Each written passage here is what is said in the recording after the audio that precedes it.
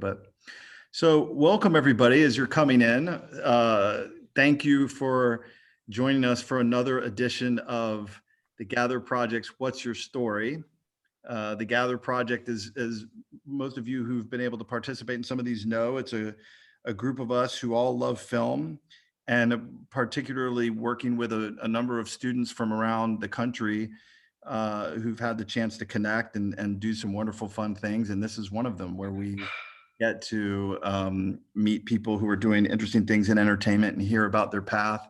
And I'm really especially excited to welcome Zach Woods, who most of you would know as a talented and successful actor who's done a number of wonderful TV and shows and movies. I've had the blessing to get to witness his growth as a filmmaker too, which I'm sure we'll get into on that today. So Zach, thanks a ton for being here. Thanks, Kevin. Yeah, no, my pleasure. And then today we have Stefan and Joey from our group in Los Angeles, who once again will be, who've done great research in asking the questions. And the last thing I'll say is for those of you who are new, take a look at gatherproject.net and sign up for our mailing list, because we do lots of wonderful things like this. So anyway, I'm going to hide myself. I'll see you guys on the back end. Once again, Zach, thanks for being here. Yeah, See you, buddy. All righty. Okay, well, just starting off, I'm Stefan. I graduated from Emerson a year ago, and to my whatever direction it is, Joey. Hello, I'm Joey. I'm a student of entertainment and business at the University of Southern California. Cool. And fun fact, Joey and I were both PAs on Zach's short film this past September, so it'd be a fun little switcheroo. It's good to see you guys. Yeah, good to see you too. Just starting off, we asked this question to all our guests at the beginning. What's a movie or TV show you watched growing up that inspired you to get into filmmaking? You Can Count on Me.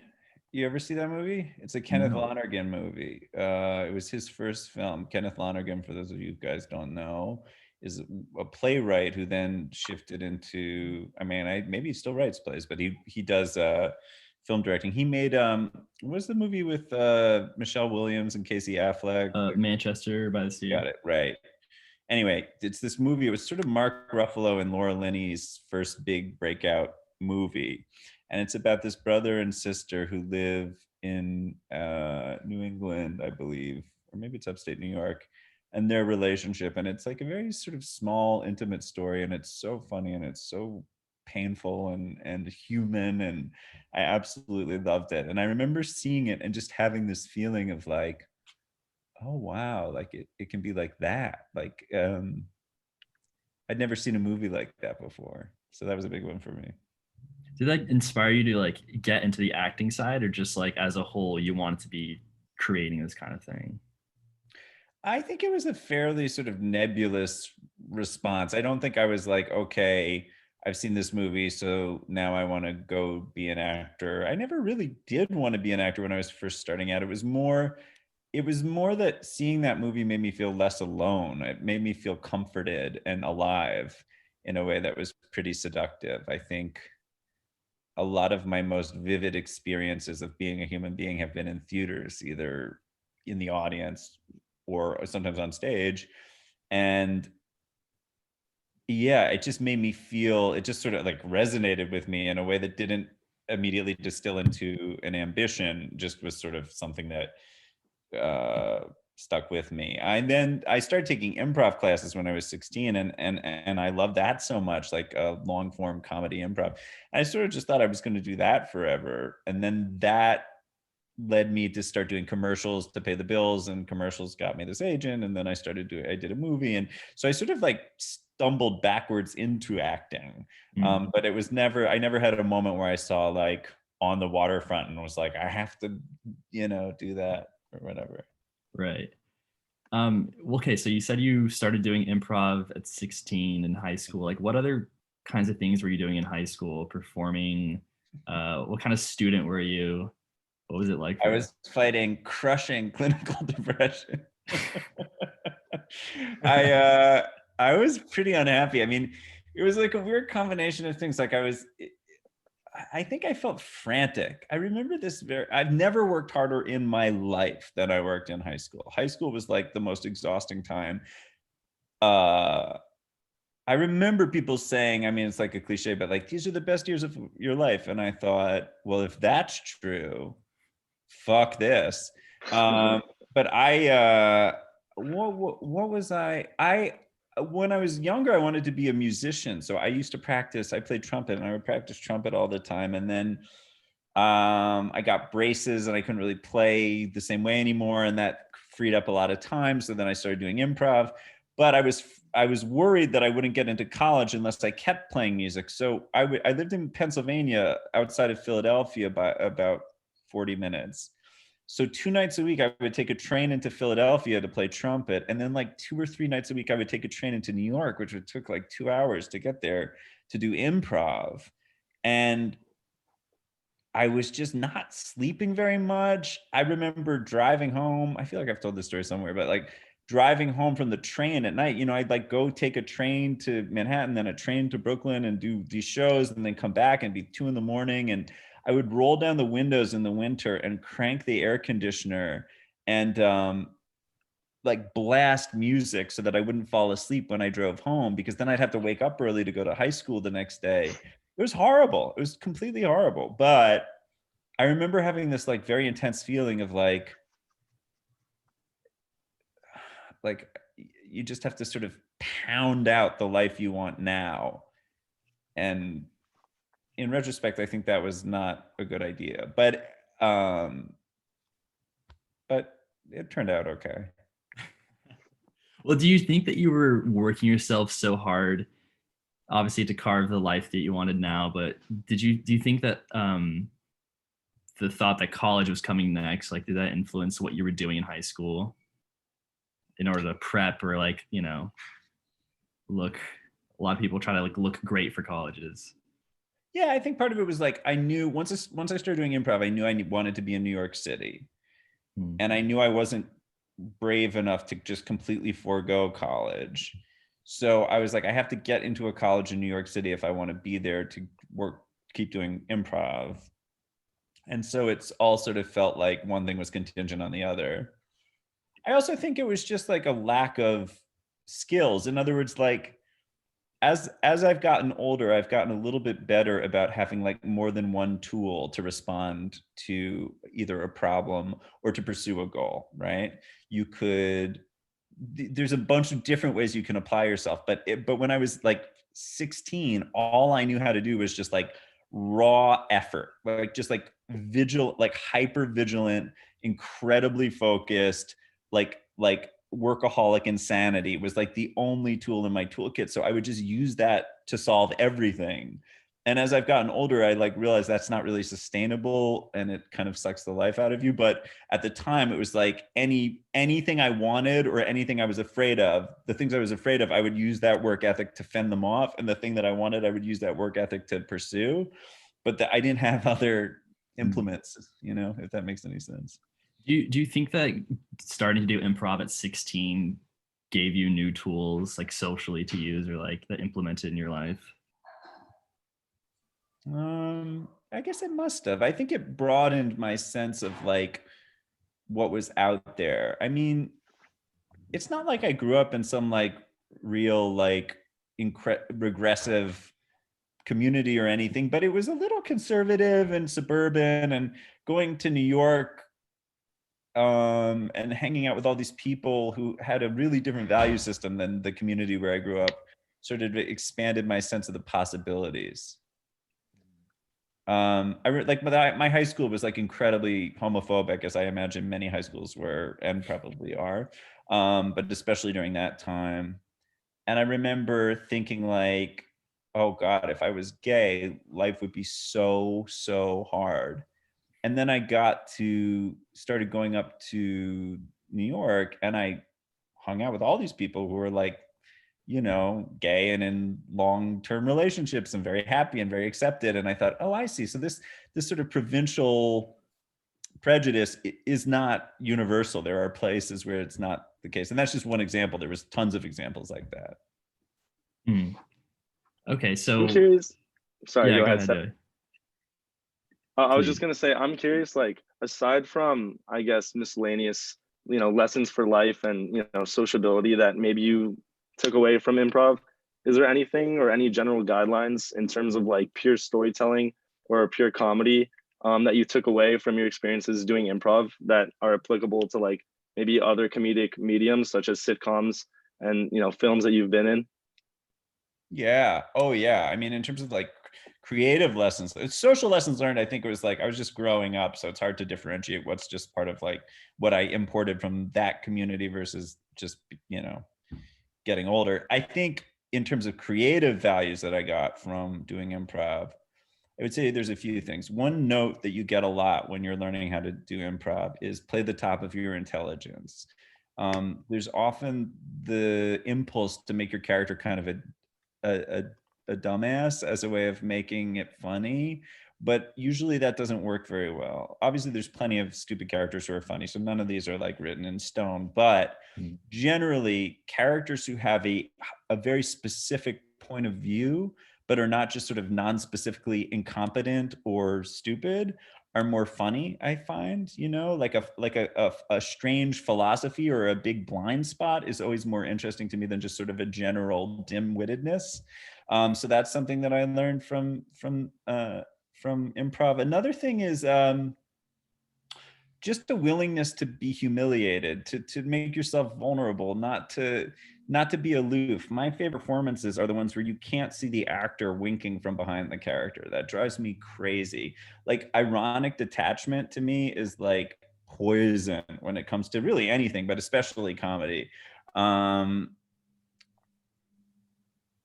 guess at the risk of sounding a bit airy fairy, which I am, I think that when you get a character, when you're lucky enough to play a character, either for 2 minutes in an improv scene or for 6 years on a sitcom, you are adopting that character. That character has no one else to take care of it except for you. So you're there to protect it, and it's no one else's job. And it's your job to love that character and to show up for them. And in the same way that it's horrifying, if you've ever seen like a parent belittle their child in public, this is a kind of an extreme metaphor, but it's so horrible to see that. In the same way, I get a less intense but similar feeling when I see an actor making fun of their character. And I myself have done that. It's not like I've never done that, but I think it's really a sin from a creative perspective to ridicule your characters. So that's another thing, to not detach from your character, to fight for them as no matter what, and to not condescend to them. Mhm. And then the other thing is like the importance of tribe, of team. I think creating things is sort of intrinsically lonely sometimes, and you need your squad, you know, whether that's like the 2 people who live down the street from you who you make films with, or whether it's like the 150 people at this theater who you collaborate with. It doesn't really matter, but I think you need your people, you need your tribe, you need your squad to sort of prop each other up and to push each other and to love each other in the midst of what is pretty daunting and Mhm. thrilling. I want to circle back to something you said about, you get to in improv, you have the opportunity to play this character and being really true to it. So skipping forward a little bit, we want to come back and talk about your college experience, but you stepped into the character of Gabe on The Office, which many people have seen. It still is one of the biggest shows in the world. But you were a relatively new actor. So how did that feel coming into this already really established show with established characters? And how did you set out to sort of differentiate your character and make sure it was true to how it was written and everything? That was a very weird experience for a number of reasons. A very great experience, but very strange. Um, the first thing I'd ever really acted in was this movie called In the Loop, which was directed by Armando Iannucci, who went on to create Veep and other things. But Mhm. um, and this wonderful casting director named Allison Jones. Any of you guys who want to be actors, like I pray for you that you get to meet Allison Jones, because she is sort of the fairy godmother of modern comedy. She's really populated all of these shows and movies that so many people like me love. Freaks and Geeks, she did that. She did The Office. She did, I mean, she's done a million. If the chances are all that Apatow stuff, or the vast majority of it, was her. And when I came out to LA for the first time, she agreed to meet with me because I'd done that movie and she saw it and she liked it. And I've never had an experience like this before or since, but she took me into her office. Was at this Gower Studios, which is where they used to shoot I Love Lucy, this kind of dusty old wonderful studio. Yeah. And she said, I'm going to help you. And it's a strange thing to say, you know, it's just in Hollywood. It's not something people often just say directly. She's like, I would like to help you. And I was like, Wow. well, that's great, because I was such a fan of her. I was starstruck by her, you know, because she'd made these casts that I adored. And then she got me a job on The Office. I never auditioned. She just Wow. put me in a room with the producers. We had a conversation. I guess they'd seen the movie. And then I was on the show. And then I moved out to Los Angeles, and I had nowhere to live because I didn't know anyone. You know, I knew some people, but I just had no place to live. And she was like, "Oh, I own this condo. I moved out. I'm in the house now, but I have this condo." And so she rented me this beautiful old condo that like old MGM starlets used to live in for like nothing. She just like gave me this condo for like a song. She just like, and has never ever asked for any. She's not like, this woman could ask me to go and like murder an old man and like just burn his body, and I would be like, I owe it to you, like I'll do it. But or a young man, it's not really, his age doesn't matter. I would murder a man of any age. A man, right? No, it could be a woman too. I would murder a Oh, woman. okay. If Allison Jones asked me to, I would murder a woman. That's recorded, Zach. But luckily, she has not asked me to. That is very lucky. And when I've told this story to other people, they're like, oh yeah, they have similar stories. So she just was like the blue fairy who came and gave me a job. But this is the longest answer to the simplest question, which is that once I got on the actual show, I was fucking terrified. I was so scared. I loved The Office. I loved the British Office. I loved the American Office. I'd never really acted on television before. I wasn't a trained actor. Luckily, the character I was playing had a lot of fear too, thank God. So I could sort of funnel some of that into the character, but it was really terrifying. And so also because you have a lot of this like imposter syndrome where you're like, these jobs are so coveted. It's so hard to be an actor. I know there's a million hilarious people out there. Like the roulette wheel stopped on my number for some reason, but you have a lot of sort of worthiness anxiety. And so I found this acting coach named Anya Saffer, who is like the greatest acting coach I've ever met. And I still work with her on every single project I ever do. And Wow. I would ask her, like when we would not be shooting The Office, I would go to New York and we would just do scenes. Like I would like learn an Arthur Miller scene and do it with like a friend. I'd learn Tennessee Williams plays. I would just like work on acting with her. I started taking voice classes. I started taking Alexander technique, which is this like weird woo-woo like posture thing. And so I sort of cobbled together my own conservatory in a panic after getting that job because I was so frightened about not measuring up. And now also like as an act of self-preservation, I no longer read anything online about me. But also this was at a time when I think now The Office is having sort of a renaissance and people love it.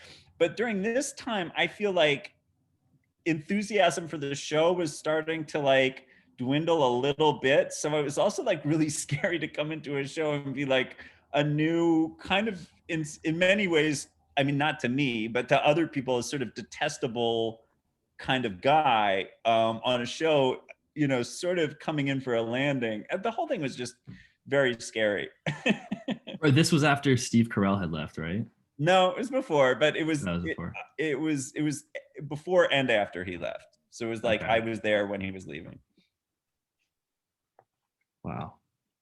Yeah, those are big shoes to fill. But I think this was an audience question. Of all the characters you've played throughout your career, which have you connected the most with? I think in different ways with different characters. I guess I feel like a special fondness for Jared from Silicon Valley because I played him for so long, and he's such a strange, disturbed, and loving guy. So I have a particular affection for Jared, but all of them in different ways. I feel like Gabe, it was like terror and fragility. Mm. With Jared, there was something about sort of the sort of codependent adoration and belief, a desire to believe in something. Now I'm on the show Avenue 5, which is created by Armando Iannucci, that same Yes, guy that's who great. yeah. And that, I think, is that character, it's like a real desire for freedom and to sort of to cut through the horse shit and connect with people. Mm. That's a desire I feel strongly, and I get to connect with even more through that character. So it's different parts with different characters. Yeah. Mhm. You talked a little bit before about cautioning against being detached from the character. So I myself am wondering which of those iconic roles that you've played do you find the most similarities between yourself in real life with? I don't know. I think it's like I said, it's like I think it's like different parts.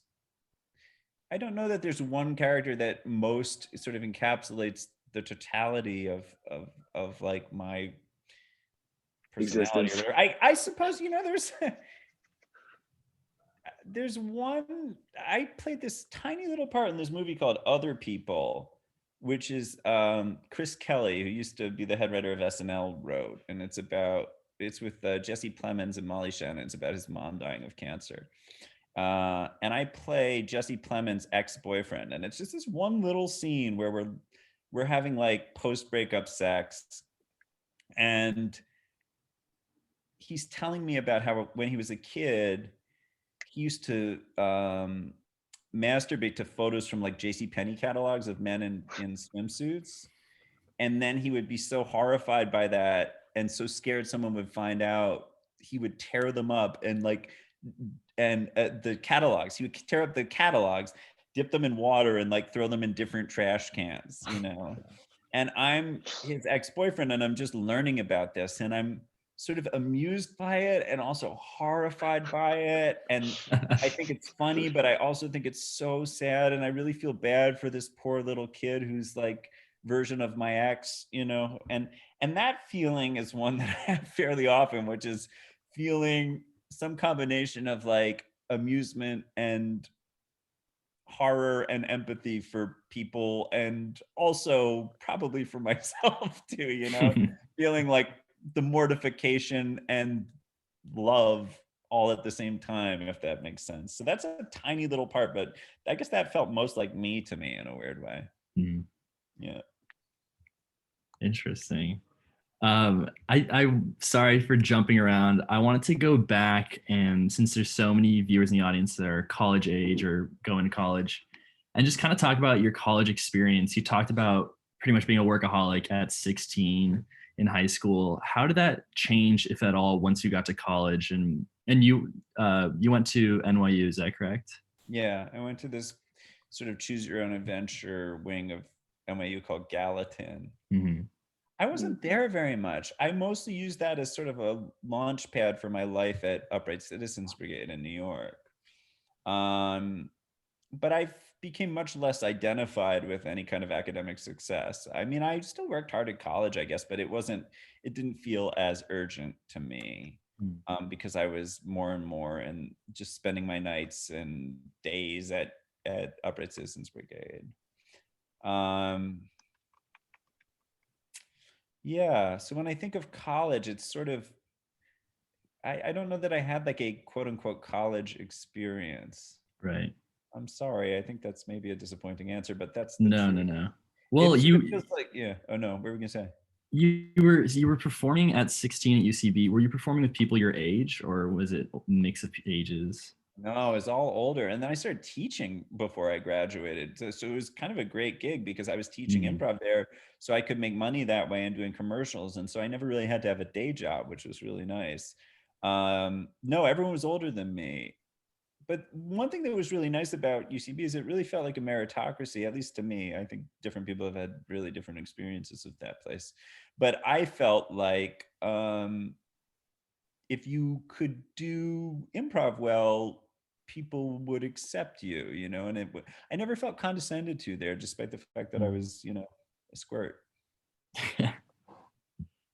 Yeah, I mean, I don't imagine like, you know, at 16 you're in improv and performing with people of all ages. Like going to college and being once again with people all the same age. It's like kind of you're shifting between lives a lot. And I believe you started performing with a troupe at 16, was it, at UCB? I got on like one of their official teams, I think when I was 17, I think. Maybe I was 18, I don't remember. I remember right before the audition, I had all this time to kill, so I went to see like one of those Lord of the Rings movies, thinking it would distract me, but those movies are all just about ratcheting up tension. There's just like, you're just building up to a battle. And I just remember all the time, it's just like big battle after big battle and all the buildup. And I remember just getting ready for this, like I was waiting to do this audition that was so important to me, and my heart was pounding. And I couldn't figure out like how much of it was about the elves or whatever, and how much of it was like about like I don't know that I've ever had a more visceral response to a movie than the Lord of the Rings movie, but I think it was just because I was in an anxious mood. We have some audience questions rolling in. Do you want to take one, Joey? Oh wow! Sure, I could do that. Thank you, guys. So, somebody just wanted to know, how do you balance your work ethic with other parts of your life now compared to when you were 16? And how do you make sure you still work hard without letting it totally consume you? That's a great question. I remember once before a new job talking to my shrink, and I said to her, you know, I'm just really scared I'm not going to be prepared. And she said, well, you're right to be scared, but you're scared about the wrong thing. She said, you're always prepared. What you should be scared of is that your whole life will take place and you will never show up for it. Like you will never be present for it. You will never partake in your own brief window of existence. And it was an incredibly bracing, it was like a splash of cold water. It's like, oh, right, that's the risk here. She's like, you're mistaking the risk. Like it's not, you're not going to be unprepared because you just are not someone who is not prepared. You could just be dead inside forever and then like be 90 or 80 or whatever and look up and be like, oh no, I've squandered this incredible gift. So that really sort of called me to attention. I think there's no like algorithm for finding balance in those things. But one thing that I think I really underestimated when I was younger is listening to your body. There's Mary Oliver is this poet who I really love. I don't really know anything about poetry, but I love Mary Oliver. And she talks about, there's some poem where she talks about, it's kind of a gross phrase, but she's like, I'm going to paraphrase it and fuck it up. But basically she says like, you don't have to crawl through the desert on your knees for 40 years or something. She says, you just have to let the soft animal of your body want what it wants. And there's something about that was like, you know, I'm sure I'm getting the words wrong, but the spirit of that, like, just let the soft animal of your body want what it wants. So you have to pay attention. Like if you're too tired, sleep. If you're, you know, if you're feeling hollowed out, that's not necessarily like, sometimes that's something you should push through, but sometimes you should take a rest, you know? I think I've just gotten better. And I also think, you know what, I think I also realized that like what makes you human is what gives you authority as a creative person, you know? It's not just amassing technique. It's not just learning your lines really well. You have to have some purchase in the actual human world if you want to be able to tell a story that means anything to anyone. So I think I saw those two things as in competition with each other, life and work. And now I see them as being fairly identical. You know, the more deeply I'm able to live, the better the work's going to be. And I think I feel more confident in that now. Yeah, So someone here said wild geese. I love that poem. Is that the name of the poem? Wild geese. Yeah, Wild Geese. Yes, that's it. It's a beautiful poem. So this might be a little, I guess, far-fetched, but would you say that your recent kind of transition into a more like, directorial, obviously, and like roles with more oversight behind the camera in the industry, would you say that that was like kind of a consequence of you feeling a little hollowed out and maybe empty, like with the roles that, you were doing, and maybe you kind of wanted to find your own direction, your own creative new path? No, I mean, I think I was really enjoying it by the time I started. Like Silicon Valley was really the first job that I got to settle into and really, really feel like the first couple years of that job were just panic, panic, panic. What if I'm the weak link? What if I do a bad job? Mm. What if I disappoint these guys? These guys are so funny. What if I don't live up to it? Blah, blah, blah, blah, blah. Right. But after a couple of years, I started to realize, I was like, you know what? These guys who I respect so much seem to like me and they seem to think I'm funny. And I'm starting to find my footing a little bit. There's no greater, you can sort of logic yourself into a small amount of confidence once in a while, because you can look at people and be like, I respect them and I think they're smart and I think they're funny and I think they're beautiful in some way. So if they like me and I respect them, it's kind of like a syllogism. Like I have to assume that they're not stupid in seeing something in me that they value, So even if you don't Right. have an intrinsic experience of your own worth, if the people you love or whose work you love are interested in you, that's validating, So I think that was part of it. And then, so the first 2 years were like freaking out. And then the last 4 years, I think, or 3 years, I don't know, I would just look around and I would think like, look at this, like, look at the sets, look at the people, like this is not going to be here forever. So like Mhm. take it in, sort of following my therapist's cautionary, note basically. Did you ever read the play Our Town or see the play Our Town? Yes, I have heard not. of it, or I think I watched it. It's a beautiful play, but in the end of the play there's this woman who's dead and she's in the graveyard with all the other dead people, and the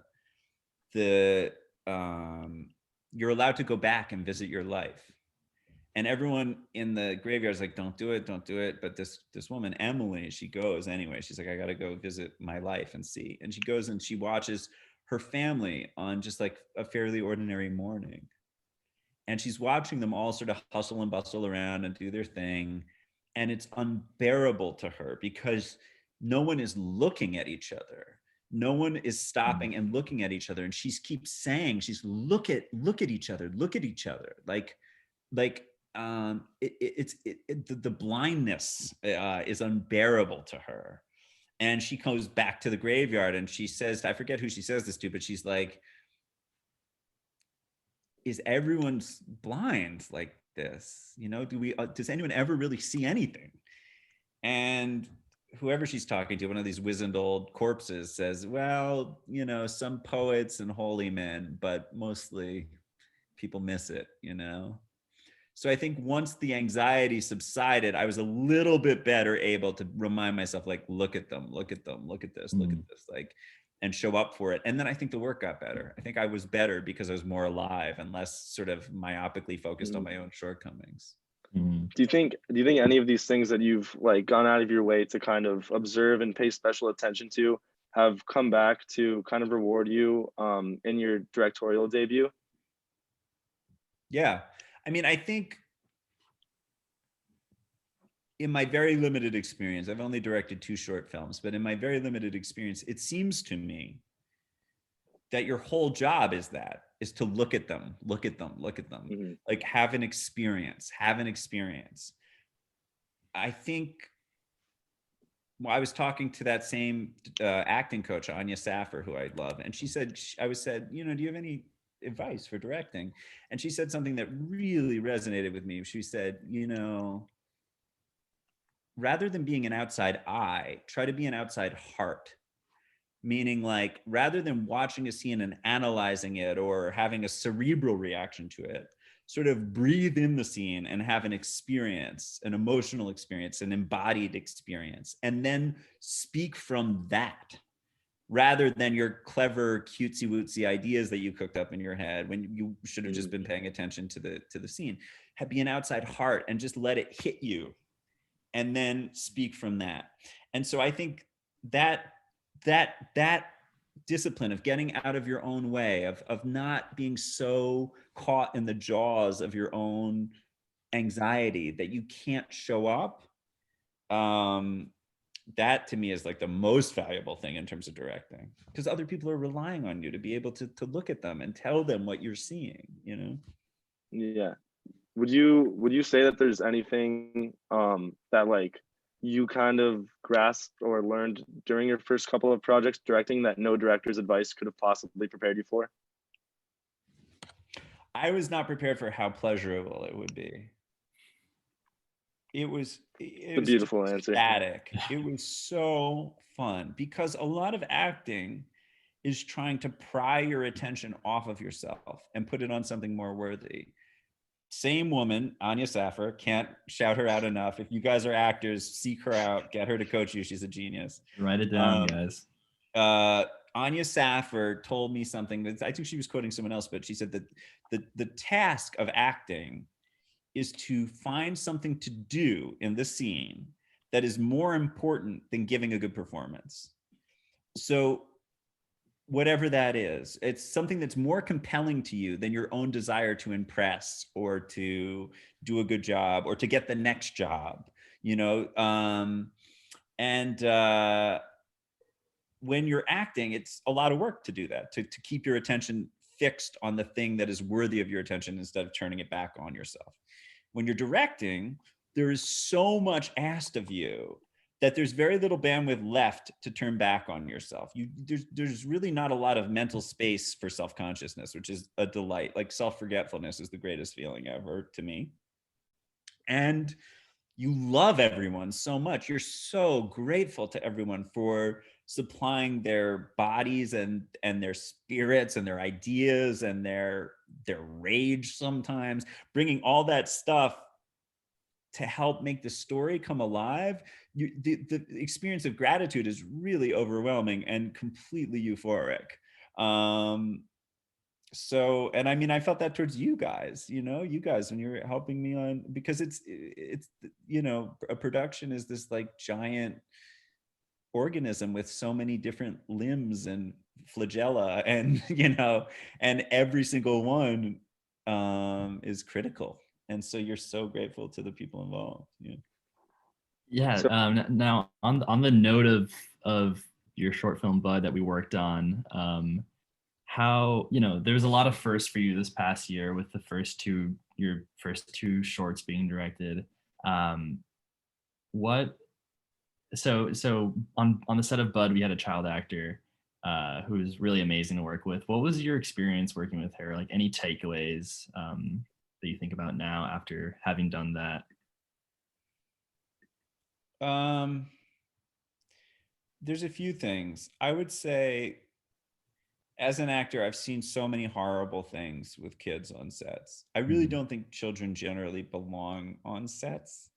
I think movies have so much money funneling through them, and children, especially like child actors who are often hired for their acute sensitivity, whether or not they can articulate it, I think they can feel the financial pressure being brought to bear on them. And I think it can be really warping to people. Obviously there are exceptions and people who have wonderful experiences, but I've met so many former child actors who have dents in them from that pressure to nail it, because hundreds of thousands of dollars or millions of dollars hang in the balance. And I don't think a child should really have that pressure on them. So I guess I felt this strange sort of dueling impulses where it's like, I really wanted to tell this story and do it in a really good way, but I also really didn't think telling the story was worth fucking with some young actor's emotional or mental well-being. So I think the main thing I felt was important was to make sure that she felt safe and comfortable and empowered as much as possible, and that her parents did to look out for her. I think paradoxically, the way to make her feel safe and empowered is not to fuss over her too much. In other words, if you go up to her all the time, you're like, "Are you okay? Are you scared? Are you exhausted?" Then you're sort of imposing your presumed fragility on them, and that's Right. not cool either. So it's that was really interesting to me, trying to figure out how to really like take good care of Everly, our actor, and make her feel like she was having fun and that she was listened to and that she was a collaborator. That was a big part of it. I also think like not condescending to a kid. I think like as a child, I remember being condescended to all the time and hating it. People talk down to you a lot when you're a kid. And I tried to really talk to her like I would talk to another actor, Right. and respect her sort of instincts and impulses. And it always makes me laugh. You'll see like a kid having a tantrum in a store or something, right? And they'll be like, "Oh, he's upset because he can't have a GI Joe or whatever," right? Which is like, admittedly, like a very silly reason to lose your shit. However, then you'll see, like, I've had this with friends of mine. Then you'll see your same friend and they're like losing their mind because their like interior designer bought the wrong couch or something. And you're like, that's the same thing as the GI Joe. It's like the exact same thing, but to you it feels so alive. Amazon Prime isn't meeting their delivery deadlines. It's like you're the kid on the floor at Walmart flipping out. But it's so easy to dismiss a child's experience because it Right. seems trivial. Anyway, so that's a digression, but basically just trying to be respectful of her and making sure her well-being was at the forefront. The last thing I'll say about that is, if you've read Sidney Lumet's book about making movies, Mhm. he says something that I think about all the time. He said some directors will do anything to get the shot. They're like, they'll leave it all on the table to do anything, get to the shot. He says, I won't do that. There are certain things that I would rather make a worse movie and not ask X, Y, and Z of a person. And I always loved that. I was like, good for you, man. Good for you. Like to like abandon this like insane fascistic auteur shit where it's like anything, everything is subordinate to my vision. It's like, no, there are certain things that are more important than your vision and you should put those ahead of it, So I appreciated that. Right. Yeah. Okay. I think we should take a minute to answer a couple audience questions because we have a lot. So thank you guys for doing that. Yeah, sorry to be such a windbag, guys. No. This is great. People are commenting in the chat, and yeah, this is awesome. Okay. I guess, yeah. Okay. We'll talk. We've talked about your different sides of your career. Now, animation is something you've dabbled in a little bit. So this question says, you've made several successful forays into animated movies and TV. What are some takeaways from your experiences with voice acting? What is your process in creating/developing your characters in animated projects? It's pretty weird. I mean, I've never really loved it that much. I think, oops, what did I just do? Am I still there? You're there. Yeah, it's really like I was saying before, like when you're acting, your whole job is to pry your attention off yourself and place it on something more worthy. And more often than not, the worthy thing you should put your attention on is the other person. But when you're voice acting, you're in a black room with like headphones on that are like beaming your own voice back into your ears. It's like it's just you in this box, and there's no vibrations, and it's just like it's this, I mean, because it's all soundproof. So you're just in this weird coffin with your own voice being fed back into your ears. It is like the worst possible conditions to give a good performance. Jobs when I've had another actor to play with are a lot easier. I try to improvise a lot whenever I've done voice acting because it helps me loosen up and get back to my own way of talking. But it's not something I feel like I have any mastery of. Yeah, I don't know. I wish I had. Do you still talk to Anya, the acting coach, before you approach an animated movie like you would with other projects? Oh, that's a great question. No, that's a really good question. I don't know. Maybe I should, but I think, yeah, I've had a really hard time figuring out how to make. I mean, the stuff I've done in animated is like the Lego Ninjago movie or like, The Simpsons. I'm not doing like Spirited Away or something. You know what I mean? It's not like I'm doing stuff that's like requires like profound depths of emotion or anything, but you know, especially The Simpsons, Jesus, like that's kind of intimidating. Like, I don't know, I didn't ask Anya for help. It might have just been that the time frame was so compressed that it was just like I got the call and I had to go in. That's great. Wait, actually, on The Simpsons, this is a huge show you did this past year, I think 2020. What was it like? Was it sort of a dream come true? Or Yeah, were it you a was fan of The cool. Simpsons? I remember being in like 10th grade and being out on the like a gym class, and I think we were about to run the mile or something, and I was talking to this guy Brad, who was also like another feeble-bodied boy, and he was just like reciting Simpsons episodes to me. Like, I feel like this is the thing that happened a lot in school, where like in lieu of Oh, yeah. conversation, people would just describe television shows that they'd seen like the night before that very likely Yeah. you also had seen.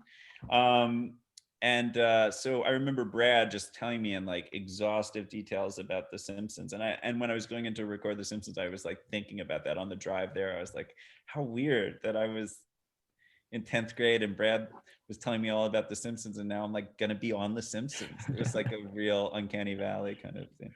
That's so wild. Yeah. Sorry to switch from topic to topic, but I want to pull a little Don't more you of these dare. questions. One topic. Alrighty, so yeah. one person from the audience wanted to know that if you had a dream role or a role that, you know, would push you out of your comfort zone that you have not yet played, but could see yourself playing. There's a writer who I really love named Sam Hunter, who's a playwright in New York. And I love his writing so much. He wrote this play called The Whale that I think now they're turning into a movie. I think Darren Aronofsky is going to direct it. I'm not sure. But he writes these gorgeous, gorgeous plays, and I would love to be in one of those. I think he loves humans so much. You know, I can't stand mean-spirited stories. I don't mind if some of the people in them are mean-spirited, but if the story itself is mean-spirited, I can't stand it. And Sam Hunter is a writer who I feel like loves people without needing to minimize the ways in which they can be awful. And so I would love to be in one of his plays. Hopefully he's listening. And we have another question from someone. I guess it's a good time to address. You know, we're in COVID. Everyone knows that. How do you find creative inspiration during the pandemic? Who do you go to for inspiration, or what? And what do you talk about with if you're writing alone versus with a partner? These are lovely questions. Thank you for these guys. It's hard. It's interesting. It's I think if you're lucky enough to have a life where you are able to make creative work, it comes with responsibility, right? Like, it's not something you should just do when it's easy. It's, you have a role to fill, you know, and it's certainly not anywhere near as important in the moment as infectious disease doctors or the people who are working at CVS and risking their lives to make sure everyone has like the stuff they need and their medications. But there is a role to play. And I think it's important that people like me who have been blessed with these opportunities continue to take advantage of them. However, it's hard. I think a lot of my interest in doing creative work is to avoid loneliness. I think it's so easy to feel connected, like on sets, you're connected to the other actors, to the crew, you're connected to the fictional characters. You have so much company in the form of both fictional and actual people all around you. And that's one of the reasons I gravitated toward this line of work. I love being around people. And so when you're just stuck in your own home, it's not easy. I found that like what I've been trying to do is just watch a ton of movies and just sort of fill her up. You know what I mean? Like, I'm trying to have a lot of input now in the hopes that there will be output at some point. I wish I had a more satisfying answer. I would say my guess is the best way to find creative inspiration is to be brave and patient. Like, to not avoid your own feelings and to not rush them. But I don't always know how to do that. Okay, so a sub question. What's a movie you saw recently, since you've been seeing a lot, that was more inspiring to you? Yeah, I saw this movie called The Sun's Room, which was it won the Palme d'Or at Cannes, like maybe like I don't know, like 15 years ago or 18 years ago or something. It's impossible. It's so hard to find it. It's like it's on Amazon Prime, but you have to sign up for like a CBS like package that you can then Oh, yeah. cancel. Anyway, it's worth it. Just cancel the CBS package once you've seen the movie. It's about this family and this very sweet family and what happens to them over time. I don't want to give anything away, but that was Mm. gorgeous. I saw the movie, the Ernest Borgnine movie, Marty. Have you ever seen that? It's written by Patty Marty, Chayefsky, no. who wrote Network. That's a very, very sweet movie. I really love that. Those are the two I would most strongly recommend at the moment. Okay, great. Yeah. I just wanted to ask, like, in regards to all of these movie recommendations, obviously you're very cultured when it comes to cinema, but I was wondering stylistically, are there any, directors or creators or screenwriters that you ever find yourself borrowing from in like the creative process or the development process when you're beginning a new project? Yeah. I mean, I'll steal anything if I can for any job, like, of course, like, but it's not always other movies. Like this last short, I was looking at a lot of like Chris Van Allsburg, I believe his name is. He's the guy who wrote the Polar Express, the children's Mm. book, and all these great books that have these beautiful kind of like enchanted images in them, or so it's photos, songs, movies. It's not like there's one person who I'll go to steal from all the time, but like in this next one, there's like a shot from Do the Right Thing that I really love that I basically stole, some in a way. You just, yeah, I'm a big pickpocket when it comes to creative stuff. That's great. Gotcha. Um, As we kind of wind things down, I wanted to make sure we asked, amidst the post-COVID landscape, if there's any advice that you have for young creatives that are trying to kind of break into the industry, given that it's so dramatically changed from what it once was, pre-COVID.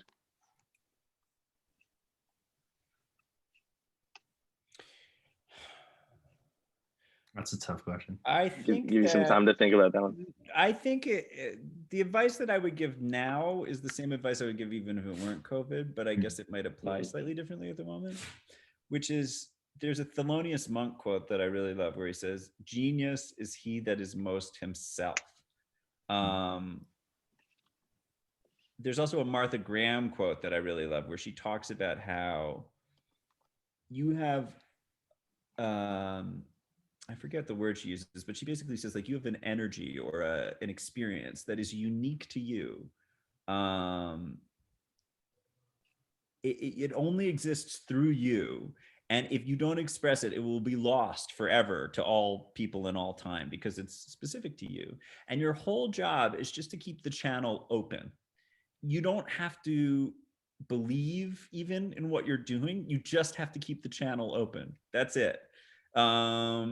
You don't have to believe in it. You also don't, it's not your business to compare it to other people's stuff. It's sort of eyes on your own paper. Like your whole job is to just be true to your experience of life, I mean, obviously there's technique to acquire and skills to learn and experiments to run and all that stuff. It's not all just about marinating in your own juices, but I think Right. that there is something to be said for like really embracing the stuff that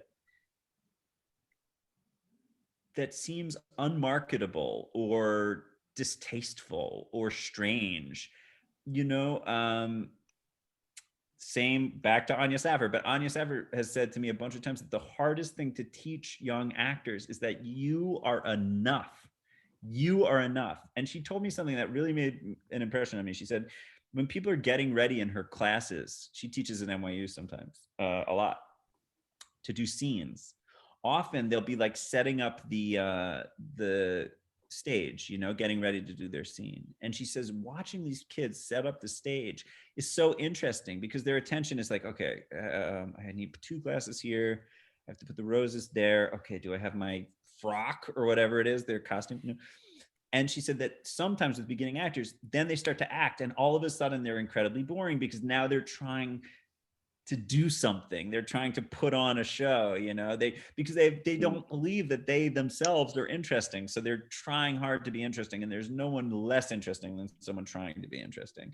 So I think being true to your own strangeness is the advice I would give. And one of the gifts of COVID is that because the industry is sort of grinding to a halt in many ways, there's less opportunity to be careerist or just like sort of cravenly ambitious. So you have some time to sort of investigate your own weirder creative impulses, because it's harder to sell out because no one's buying. Yeah, that totally makes sense. Yeah. Yeah. Well- I guess we'll get to the last one, right? This is sort Yeah, of a compound, yeah. I can answer. I can try and give rapid fire too, because I feel like I've just been giving the longest answers. So I can also do like a bang, bang, bang, where I'll just give short, incoherent answers to as many questions as you want. Let's try that out. Let's try that out. Here, we'll pull up a. We have 73 audience questions, Zach. Just letting you know. We're gonna bang through them all right now. Fun. Ooh. What This happened? is a spicy one. If you had to replace an actor in any role, what character would you pick to play and why? In any role. I would replace Timothy Simons in Veep, and I would want him to replace me in Silicon Valley, because I feel that we're basically interchangeable. Next. Where is it? When you analyze the scene from the go ahead. I was just gonna say I got the most common audience Q&A question by far. Actually, multiple people asked this. I guess the world wants to know: are you gonna get shredded like your Silicon Valley co-star Kumail Nanjiani? That's my natural body type, is shredded like that, and I have to work very hard to have this sort of like skinny fat ET body with the like skinny arms, but now like a stomach punch. So as hard as Kumail had to work to get that muscular, I have to work that hard not to be that muscular. Wow, that is scientifically interesting. Okay, on that note, Kumail's working in Marvel now. It's like a big movement. Everyone's going to Marvel. Could you ever foresee yourself being in the Marvel universe? I mean, we're all. Or do you have any just in the desire? Marvel universe, baby. That's the right answer. I don't know. No, I don't. I mean, I maybe. It's never been an ambition of mine, but I guess if the right thing came along. Okay. Someone asked, how important is breakfast to you?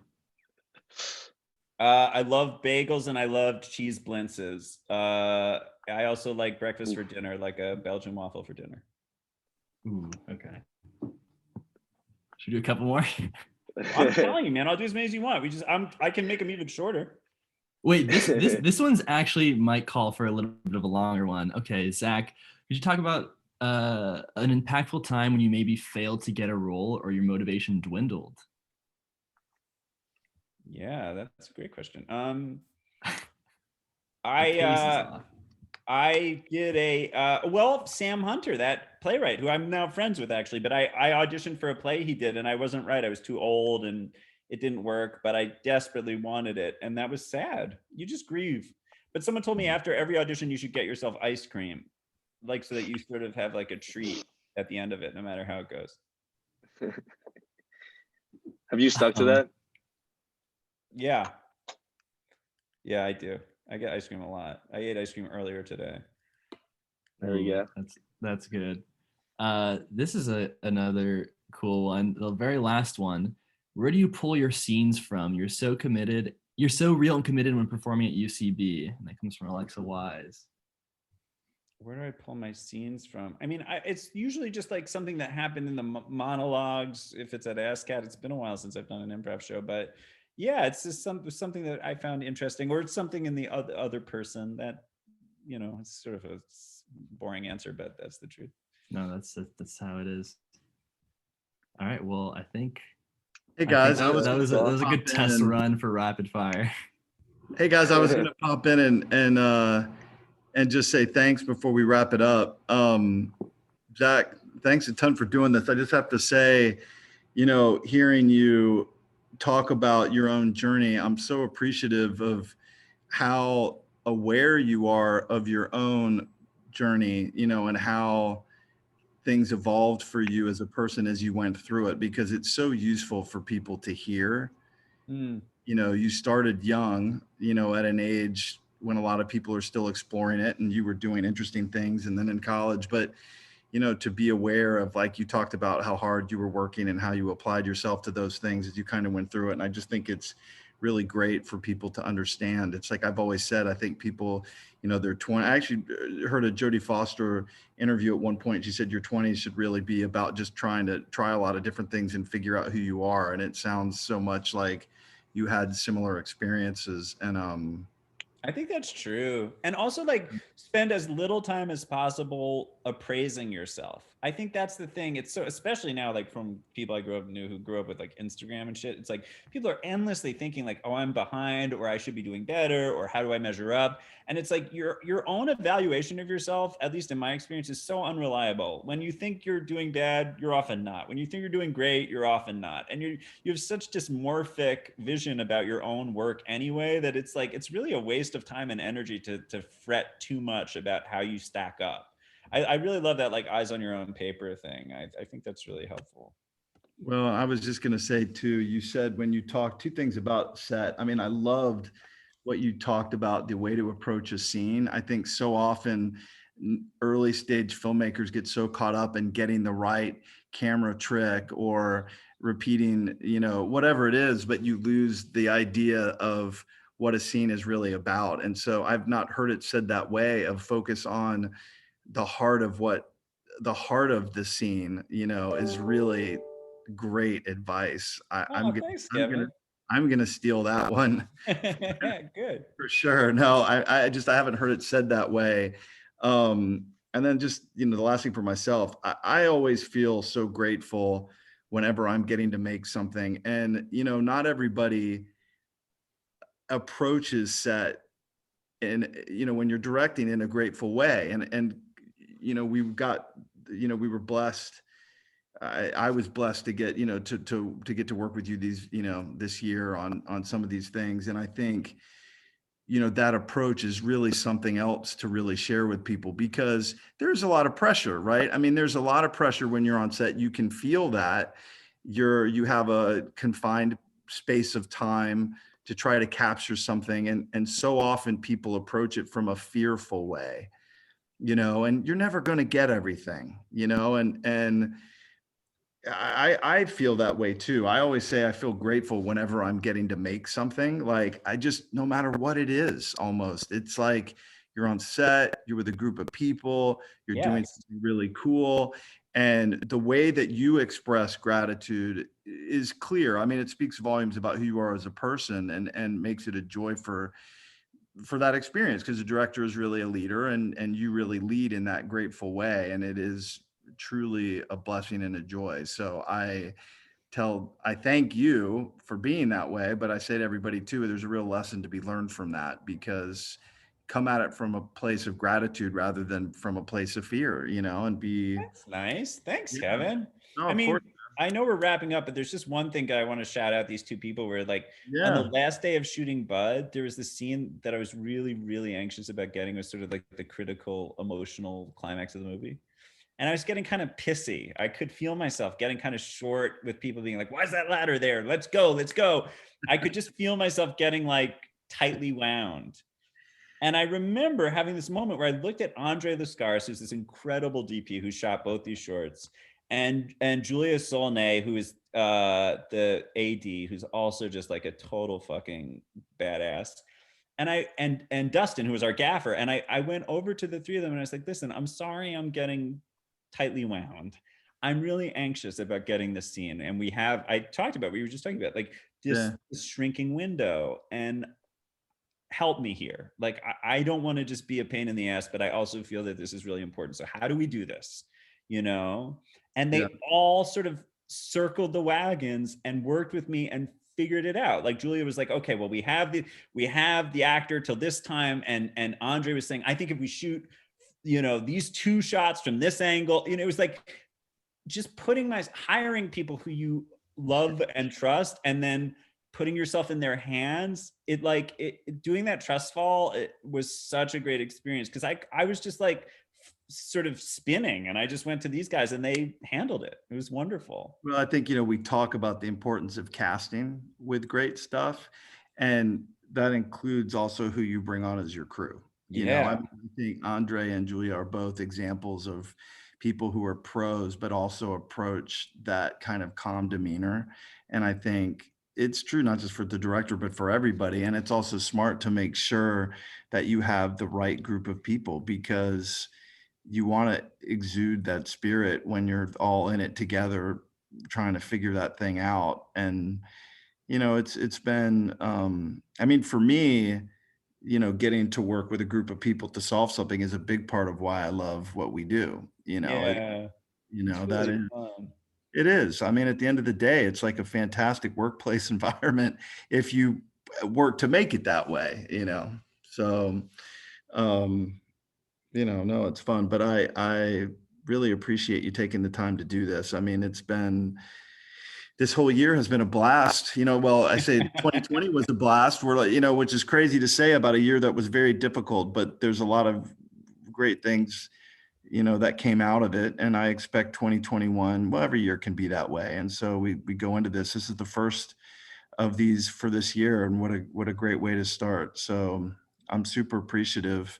Thank you. Thanks for having me, guys. Oh, and Yeah. last thing, I course. promise that I won't say anything else. No, You please. can work with Sabina. I don't know if you're Yeah. still there, but Sabina like produced and acted in this last one and worked on the last one as well. And is like, I've never met anyone like her. She's a ferocious beast of talent. So if you guys get to work with Sabina, I You're highly the best, Zach. I miss you. I miss you too. Okay. No, it's great. We have, like I said, we surround ourselves with great people. And Yeah. And Thank you Joey to- and Stefan too, man. Like it was such a treat getting to work with you guys this year. Thank you. guys Yeah, did- Always, thanks of course. it's a Thank you. pleasure. Likewise. great Alright. job with the questions too. And everybody, thank you for attending. If you're new, again, check out gatherproject.net. We've got lots of more fun things happening this year. Thanks again. And Zach, we will catch up very soon. Thanks. Okay. Talk to you soon, Kevin. Bye, guys. thank you, Thanks Zach. for having me. Bye. Great Thanks, job Zach. tonight, guys. Bye. Bye-bye.